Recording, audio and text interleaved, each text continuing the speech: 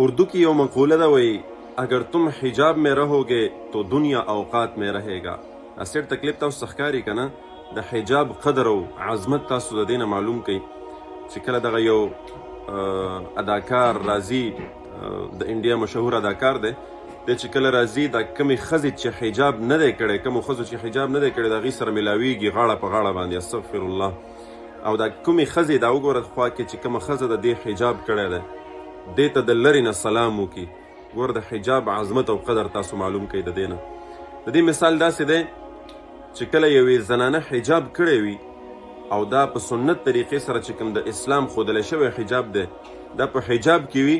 نو هیڅ یو څوک دا نشي کولی چې د ښځې ته په غلط نظر باندې وګوري یا په غلط نظر د ښځې طرف ته ورنږدې شي. همدغه رنګې که تاسو وګورئ دا فروټس چې کوم مونږ خورو که نه بنانا کیله ورته وایي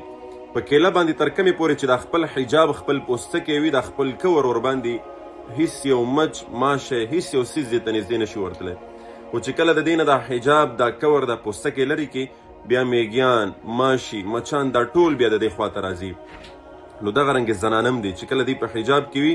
دوی په امن کې وي د دې عزت په امن کې وي. خو چې کله حجاب د دې نه لرې شي بیا که تاسو خپل آنلاین قرآن او دینی علوم زده کول غواړئ او یا خپلو بچیانو کشرانو ته په خپل کور کې په خپله نګرانۍ کې آنلاین د قرآن حفظ ناظرات تجوید قاعده مسنون دعاګانې د اودس د غسل مسایل څومره چې دیني مسایل دي دا ور زده کول غواړئ نو هم نن زموږ په دې بیت العتیق آنلاین قرآن اکیډمۍ کې ایډمیشن وکړئ داخله وکړئ. تاسو که د دنیا په هر ګوټ کې په هر ځای کې هم نن زموږ په دې اکیډمۍ کې داخله وکړئ ان شاء الله العظیم په احسنه طریقه سره په بهتره طریقې سره به ستاسو کشرانو ته تاسو ته دیني زده کړې درکول کیږي.